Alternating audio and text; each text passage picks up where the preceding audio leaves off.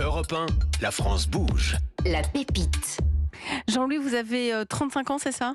C'est ça. Vous aussi, vous avez un parcours professionnel qui n'était pas forcément dédié à l'anti-gaspi au début, puisque vous avez travaillé dans la banque pour le groupe BPCE, vous avez fait un BTS en alternance dans le domaine de la négociation clientèle, et puis pendant 10 ans, vous avez travaillé dans une start-up qui propose des solutions pour recycler les déchets des entreprises.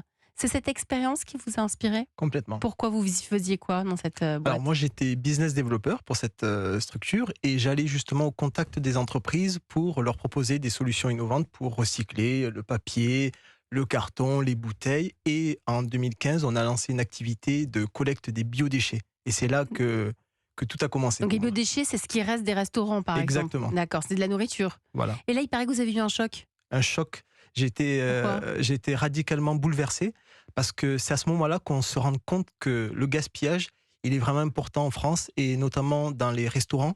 La restauration collective génère des tonnes et des tonnes de nourriture encore consommable qui malheureusement soit est enfouie, soit incinérée ou soit effectivement transformée en biodéchets. Mais c'est de la nourriture qui peut être complètement réutilisée derrière. Et malheureusement, on a très peu de solutions pour pouvoir le collecter, surtout dans la restauration collective. Donc 2019, vous commencez un peu à écrire le projet. Le Covid arrive, le confinement aussi. Là, vous remettez tout à plat. Ouais. Et vous quittez carrément la start-up Ouais. où vous étiez. Oui, complètement. Vous leur expliquez pourquoi, vous leur dites ? Alors comme disait Jean, j'avais aussi besoin moi aussi de donner un vrai sens à ma carrière professionnelle. Et c'est bien de gagner sa vie, à aller voir les entreprises et à leur facturer toujours plus, parce qu'ils gaspillent toujours plus. Et à un moment donné, j'ai décidé de dire stop et d'agir concrètement en développant et en réfléchissant surtout à cette application. Yoc, c'est quoi ? Vous aussi, vous allez pitcher pendant 1 minute. Vous êtes prêts ? Oui. Top chrono, on y va. Donc Yoc, c'est une application mobile à destination des acteurs de la restauration collective et de leurs convives. C'est une application en fait qui a été conçue pour proposer aux convives de choisir à l'avance leur repas.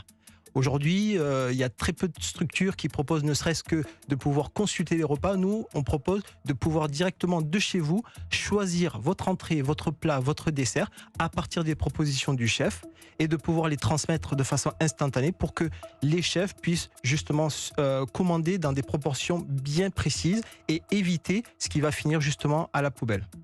Donc c'est une application qui aujourd'hui fonctionne, elle est disponible gratuitement pour les convives sur tous les stores et je profite justement de cette occasion parce qu'on lance la commercialisation officielle de Yoc et on cherche nos 100 premiers clients. Donc aujourd'hui, si vous nous entendez, vous êtes restaurateur ou que vous participez de près ou de loin à la restauration collective, on est là pour vous accompagner dans cette démarche de revalorisation de votre nourriture en proposant justement que les salariés, les étudiants puissent justement vous aider et vous accompagner dans cette démarche-là. Merci, la minute est dépassée. Merci pour votre pitch, merci d'être prêt à l'exercice, Jean-Louis et Aziza. Pour Yoc, ça me fait penser, on devrait mettre ça à Europe 1. On devrait mettre ça. En plus, c'est génial parce qu'on sait le menu à l'avance. Ah ouais, ça nous ferait du bien. Comme ça, on sait les jours où il faut être en télétravail. Exactement. Non, mais c'est une super idée. Pour l'instant, vous avez 3 établissements, je crois que ce sont des lycées. Exactement. À Toulouse. 3 lycées qui nous ont fait confiance. Bravo, félicitations. Merci beaucoup. Et on entame justement une phase de recherche intensive de nouveaux partenaires. Jean, vous en pensez quoi ? Ça me rappelle les débuts de Phoenix. Les 100 premiers clients, c'est toujours les plus durs. Ensuite, le reste est plus moutonnier. Ça, je dis pas que ça tombe tout seul, mais trouver les premiers clients, faire le 0 à 1, c'est toujours le plus compliqué. Et le plus excitant aussi, mais le plus compliqué. À partir de quand on réserve le repas ? C'est jusqu'à quelle heure ? Par exemple, si c'est pour 13h, Alors, l'idée de Yoc, c'est d'anticiper. Donc, plus vous anticipez, plus vous aidez le restaurant. Donc, vous pouvez réserver un jour à l'avance, 2 jours à l'avance. Oui, mais après, jusqu'à la limite, c'est quoi ? C'est 11h du matin, c'est quoi ? Oui, généralement, c'est jusqu'à 11h du matin. Mais 11h du matin, ça donne plus de sens, en fait, à ça, parce que généralement... Parce qu'il y a les quantités déjà. Voilà, il y a déjà les quantités. Voilà. Donc, plus c'est fait en amont, mieux c'est. Exactement. Oui, allez-y. C'est pour ça que même dans l'application, on a développé un système de gamification. Plus vous réservez tôt, et plus vous gagnez des points MIAMS, qu'on appelle, et ça va vous permettre justement de débloquer des récompenses à la fin.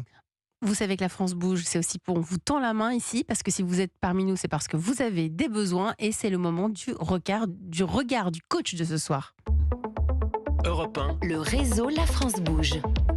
Fabrice Marcella, vous êtes le coach de ce soir, dirigeant du village Baïsé à Paris. Déjà, première question, qu'avez-vous pensé de son pitch ? Moi, j'ai trouvé ça, comme d'habitude, toujours très passionnant. Ça donne vraiment envie de creuser. Et je me suis inscrit d'ailleurs sur ton site. Donc, j'attends de recevoir dès que possible, en tout cas, la possibilité de l'essayer. D'ailleurs, ça me permet de rebondir. Je me suis inscrit sur le site. On n'a pas donné l'adresse du site de Yoc. Et je pense qu'il est important de le donner parce qu'en fait, c'est pas yoc.com. YOC. Parce que yoc.com, c'est un site qui n'est pas du tout le tien. Hein, puisque alors, c'est quoi ? C'est yoc.quoi ? C'est appli-yoc.com. Donc, si tu cherches tes premiers 100 utilisateurs, il faut absolument aller se connecter sur la bonne plateforme. C'est majeur, ça. Complètement. Appli-yoc.com. Voilà, appli-yoc.com. Ça, c'était le premier élément. Le deuxième, c'est que, en fait, Yoc s'attaque quand même à un problème que tout le monde comprend. Et on citait des chiffres tout à l'heure. Vous parliez de 10 millions de tonnes, si je ne me trompe pas. 10 millions de tonnes de nourriture jetée. Yoc s'adresse aux cantines, et notamment aux cantines, et ça représente quand même 3,8 milliards de repas perdus par an. C'est juste énorme. C'est colossal. Donc c'est à la fois énorme, et en même temps, c'est un super défi, un super marché possible, en tout cas à attaquer pour Yoc. Complètement.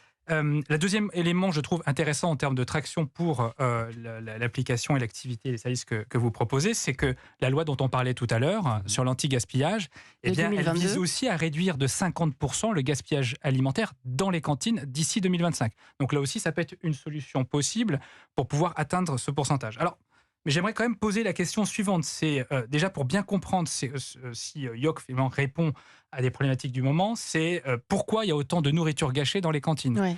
Rappelez-vous pourquoi vous ne mangez pas à la cantine. La première chose peut-être, c'est que les repas qui vous étaient proposés correspondaient pas à vos attentes. Mais souvent, c'est toujours le cas. Hein. On préfère les frites. Qu'on soit au lycée, au collège ou en entreprise, c'est compliqué. Ouais. Donc on préfère les frites aux navets, sauf qu'il y a plus de navets que de frites. Donc de fait, les frites sont moins choisies, les navets sont moins choisis et sont peut-être jetés. La deuxième, c'est que souvent on produit en trop grande quantité, et donc là aussi, j'imagine que l'application va permettre de rétablir un petit peu ça. Et la troisième, effectivement, si on avait des produits plus qualitatifs, on irait peut-être plus souvent à la cantine. Plus cher peut-être aussi. Voilà, c'est ce que m'a toujours dit le chef ici, quand je lui disais mais pourquoi vous faites pas ça ? Mais ça coûte plus cher, donc je prends les trucs qui coûtent moins cher. Oui, mais c'est là que, c'est la vision qu'on défend, je pense tous les deux, c'est qu'en réduisant les pertes alimentaires, on dégage du budget pour acheter plus de bio, plus de local, et donc finalement c'est une question de vase communicant qui fait que tout le monde est gagnant. Il y a déjà des études qui ont été réalisées dans beaucoup d'établissements qui ont justement pris ça en main, et ils ont vu vraiment des belles économies derrière, qui leur a permis justement de pouvoir se fournir en produits de meilleure qualité. Exactement. Aujourd'hui, si vous êtes parmi nous, Jean-Louis, c'est parce que quel est votre principal besoin ? Trouver les 100 premiers clients ? Exactement. Bon, aujourd'hui, on veut nos 100 premiers clients. Donc je repasse cet appel-là pour nos 100 premiers clients. Allez sur appli-yoc.com et du coup, faites-nous votre demande de contact. Oh bon, c'est clair. Fabrice, là, il lance l'appel. Mais comment peut-il faire ? Est-ce qu'il n'y a pas des petites choses à améliorer sur la proposition, sur le contenu ? Alors, ce qui n'est pas évident quand on est une start-up à impact, et je considère que Yoc est une start-up à impact, c'est de bien mesurer l'impact. C'est-à-dire que bien souvent, lorsqu'une start-up se présente pour aller chercher des fonds, ou aller chercher ce qu'on appelle des business angels, ce sont quand même des personnes, des investisseurs qui cherchent avant tout de la rentabilité. Ce qui n'est pas évident dans le monde des startups impact, c'est de trouver tout de suite la rentabilité. C'est pas la priorité. La priorité, c'est d'abord avoir le maximum d'impact. Donc la question que je posais d'ailleurs avant l'émission à Yoc, c'était comment mesurer l'impact des premiers clients ou des premiers pilotes qui ont été réalisés ? Parce que vous disiez hors antenne que vous aviez déjà 3 lycées qui vous suivaient cette année. Et donc ça va être un moyen de faire la démonstration que Yoc, ça marche. Que Yoc, ça marche, ouais. Yoc, ça veut dire quoi d'abord ? Yes, we can. Yes, okay. En fait, on a pris en fait le slogan de. Le O, je vois pas le oui de O, mais j'ai raté un truc. Non, en fait, oui. Ah oui, yes, week-end. Ok, oui. D'accord. Voilà, tout simplement. Voilà. Ok, mais il n'y a pas le mot cantine dedans, parce que YOC. Et Kant. Et Kant. D'accord. Ok. Voilà. C'est expliqué, je crois. Oui, c'est expliqué, je sais plus sur le site, je crois. Oui, non, exactement. Ouais. Et donc, il va falloir. Fabrice disait qu'il va falloir que les 3 lycées en question, qui sont un peu les lycées test, il faut qu'ils puissent mesurer et pouvoir prouver que ça marche. En fait, oui, et on a déjà fait des calculs, on s'est appuyé sur les données de l'ADEME. Aujourd'hui, l'ADEME a réalisé un rapport justement sur le coût du gaspillage alimentaire dans les cantines. Elle avoisine les 0,68 centimes par repas. Ça, c'est le coût du gaspillage alimentaire. Donc, multiplié par les milliers de repas que vous pouvez faire dans votre restaurant d'entreprise ou dans votre cantine scolaire, et vous voyez les pertes sèches que ça peut représenter.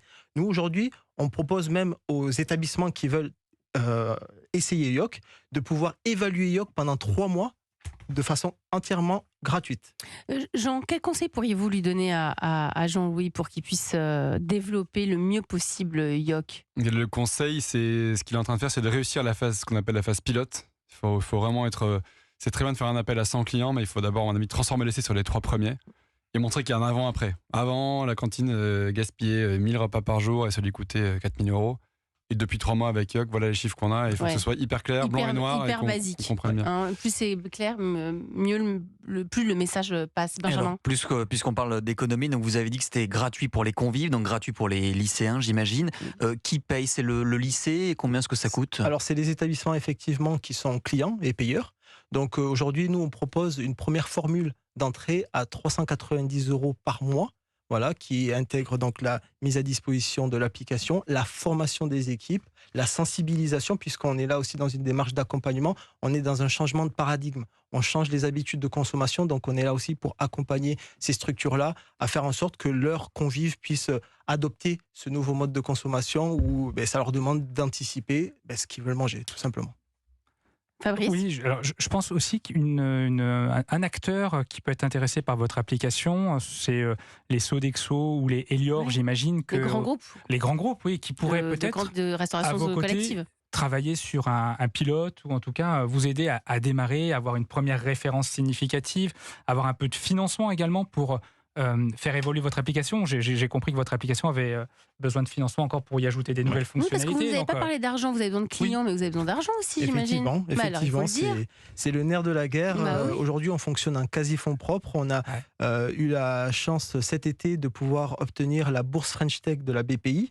Voilà. En plus de ça, donc, on est accompagné par différents organismes pour justement nous accompagner dans la construction de dossiers de levée de fonds. Et voilà, on cherche aussi des business angels qui seraient prêts justement à nous accompagner dans cette aventure. Combien ? Il faut donner des prix ici. Combien vous recherchez ? Alors, combien on cherche ? Aujourd'hui, on cherche 250 000 € pour pouvoir s'implanter sur tout le territoire national parce que il y a une vraie problématique nationale. Le gaspillage alimentaire touche toutes les entreprises de France. Jean, c'est faisable ? C'est faisable, mais moi je trouve que c'est sain que Jean-Louis fasse d'abord appel à des clients plus qu'à des financements.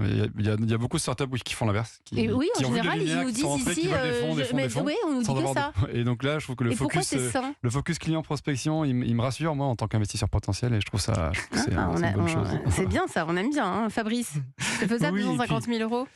J'imagine que c'est faisable, oui, avec des business angels. En fait, en tout cas, il faut aussi savoir bien choisir son business angel, je pense. C'est-à-dire des personnes qui apportent certes des fonds et qui en même temps vont être en capacité de vous accompagner, d'ouvrir leur réseau, de vous conseiller de par leur retour d'expérience. Donc là aussi, il faut être accompagné sur ces sujets-là pour bien les choisir.